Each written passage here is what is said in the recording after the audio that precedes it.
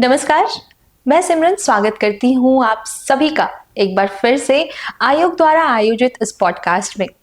आज हम बात करेंगे एक ऐसे विषय के बारे में जो काफी लंबे समय से चर्चा का केंद्र बना हुआ है।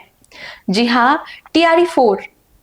बीते कई माह से टीआरई 4 के जो अभ्यर्थी हैं उनकी जिज्ञासाएं बढ़ रही हैं, उम्मीदें बढ़ रही हैं और साथ ही कई महत्वपूर्ण सवाल उठ रहे हैं, जैसे विज्ञापन कब आएगा या फिर कितनी रिक्तियां हैं आदि। इन सभी सवालों पे स्पष्ट और सही जानकारी तथा साथ ही आधिकारिक जानकारी प्राप्त करने के लिए हमारे साथ मौजूद हैं बिहार लोक सेवा आयोग के परीक्षा नियंत्रक श्री राजेश कुमार सिंह जी।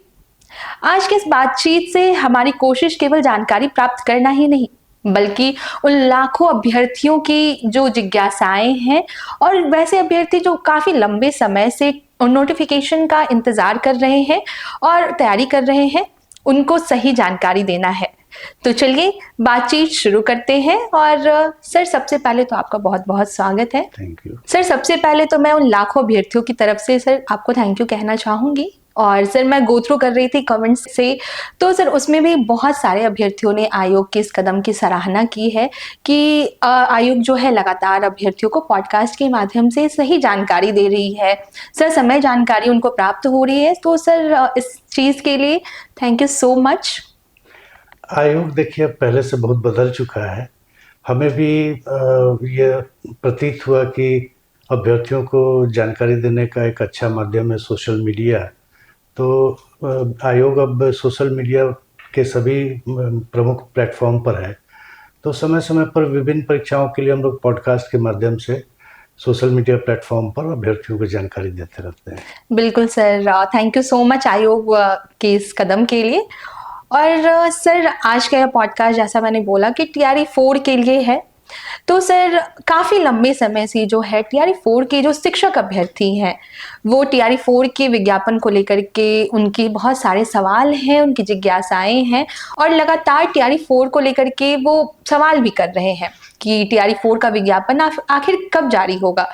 तो सर सबसे पहला तो मैं ये पूछना चाहूंगी सर कि आखिर टीआरई 4 में जो इतना विलंब हो रहा है, तो सर इस डिले का क्या वजह है?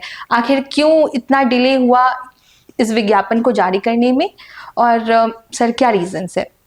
पहली बात कि विलंब की परिभाषा क्या है। जब मैंने या आयोग द्वारा यह दे दिया गया है कि 22 से 27 सितंबर को टीआरई 4 की परीक्षा आयोजित की जाएगी, यूजुअली 3 महीना पहले हम लोग उसके प्रश्न पत्र तैयार करने से लेके अन्य चीज़ों पर ध्यान देते हैं।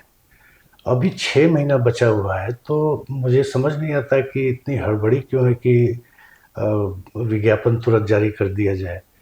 ये कुछ लोग बहकावा में आकर के परेशान हो रहे हैं और बहकाने वाले लोग भी मैं देखता हूँ कि सोशल मीडिया पर एक्टिव रहते हैं। तो ये कोई मतलब नहीं है कि टीआरई 4 का विज्ञापन जल्द आ जाए।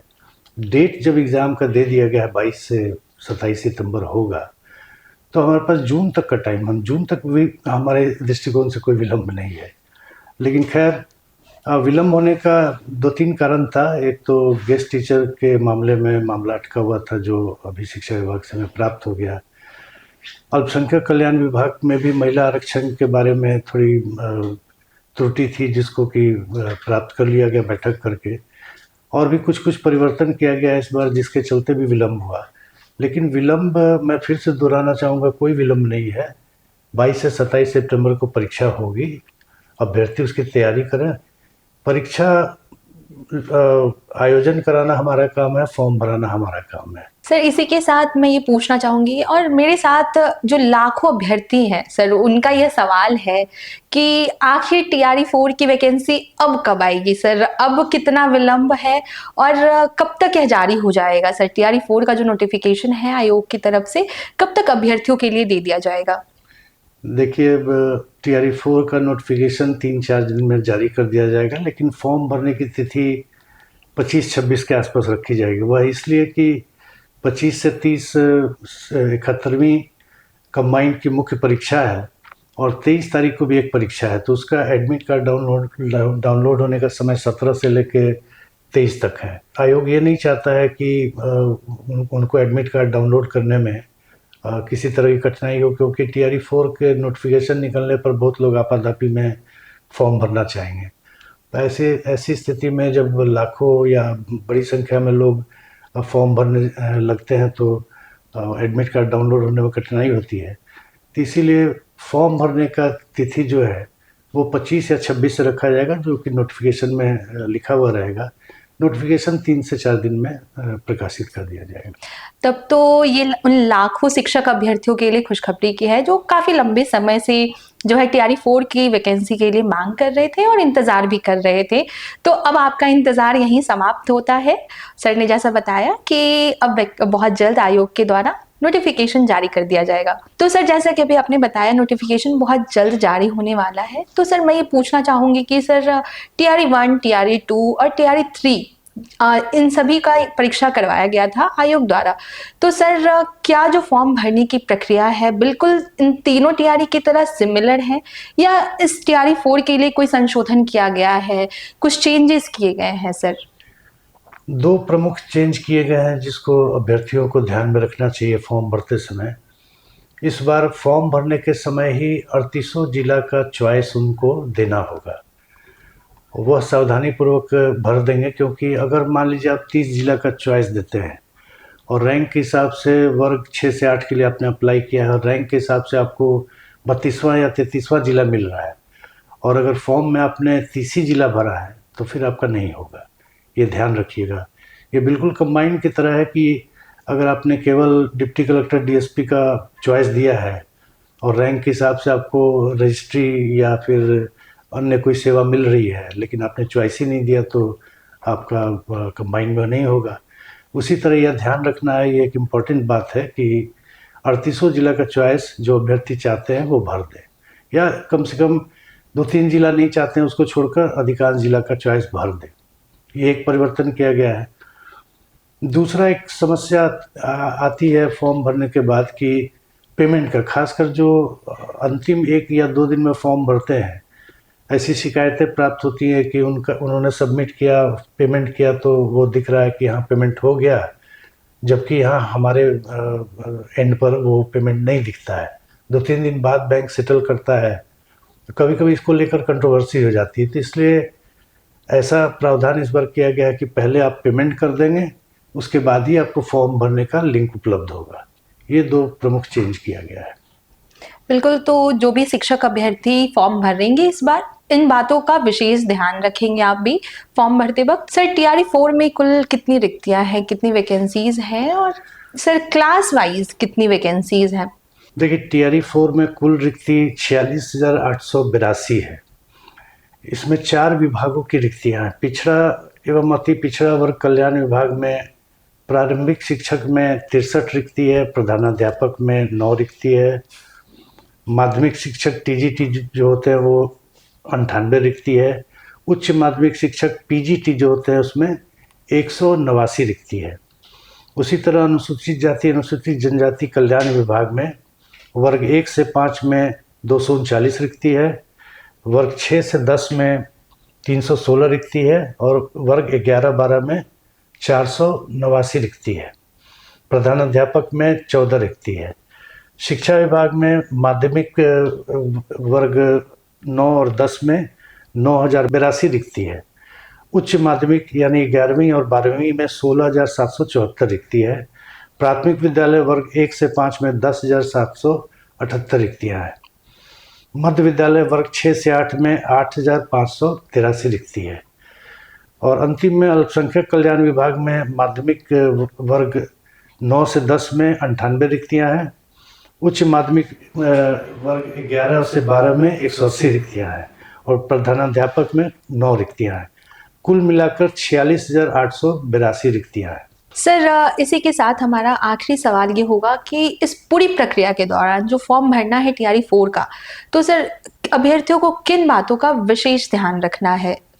सबसे पहले मैं कहना चाहूँगा कि फॉर्म भरने के 3 पार्ट हैं। पहला OTR है, दूसरा प्रोफाइल है और तीसरा फॉर्म है। तो OTR और प्रोफाइल अभ्यर्थी पहले से भर के रखें, तब फॉर्म भरने में उनको 10 से 15 मिनट, मैक्सिमम 20 मिनट का समय लगेगा। ऐसे फॉर्म भरते समय ही OTR भरेंगे, प्रोफाइल बनाएंगे तब फॉर्म भरेंगे तो वो लंबा समय ले सकता है। और ख़ास करके जब बहुत ज़्यादा संख्या में अभ्यर्थी फॉर्म भरने लगते हैं तो किन्हीं किन्हीं को कई तरह की कठिनाई आने लगती है। तो मैं अनुरोध करूंगा कि फॉर्म भरने की तिथि 25 या 26 अप्रैल से होगी। उसके पहले प्रोफाइल और ओटीआर बना करके लोग रख लें ताकि फॉर्म भरने में सुविधा हो सके। दूसरी बात है कि फॉर्म के सभी फील्ड को बहुत सावधानीपूर्वक भरें। अक्सर ये कंप्लेन देखने को मिलती है कि मैंने आधार नंबर गलत कर दिया, मेल आईडी गलत भर दिया, पिताजी के नाम में गलती हो गई। तो एक्चुअली ये सब सुधारने का फिर मौका दिया जाना आयोग द्वारा भी संभव नहीं है। तो ये सब भी बिल्कुल ध्यान से भरें। मोबाइल नंबर भी जो देते हैं सभी डिजिट जांच लें कि सही ढंग से भरा गया है। उसके बाद जैसा कि मैंने बताया कि अब पहले पेमेंट का लिंक आएगा, पेमेंट आपका हो जाएगा तब उसके बाद ही आपको फॉर्म भरने का लिंक प्राप्त होगा। तो एक पेमेंट की समस्या से छात्रों को निजात मिल जाएगी कि बाद में पेमेंट होने में, खासकर अंतिम दिनों में बैंक से अगर लौटा दिया गया, किसी वजह से फेल कर गया तो नो पेमेंट के आधार पर उनका फॉर्म एक्सेप्ट नहीं होता था। तो अब पहले ही पेमेंट हो जाएगा तो फॉर्म अपना भरकर सबमिट कर देंगे।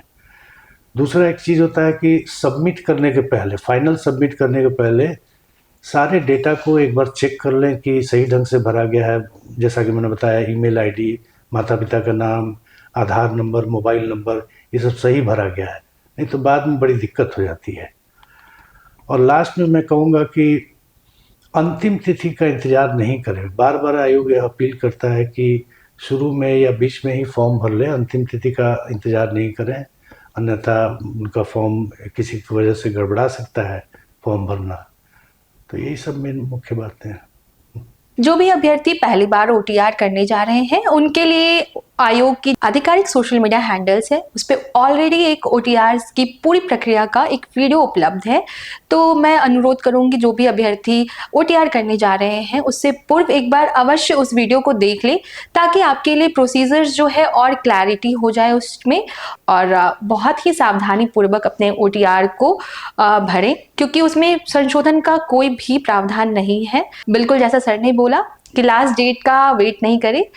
और sir thank you so much कि आपने लाखों अभ्यर्थी जिनका सवाल लगातार सोशल मीडिया के माध्यम से हमें मिल रहा था और भी बहुत सारे माध्यम से, ईमेल हो गया और भी विभिन्न प्लेटफॉर्म्स, तो सर आशा करती हूँ कि उनके जो भी सवाल थे, डाउट्स थे और बहुत ज़्यादा जो अभ्यर्थी नोटिफिकेशन के लिए परेशान थे, आशा करती हूँ उन सभी को उनका जवाब मिल गया होगा। Thank you so much sir. Thank you. Thank you so much.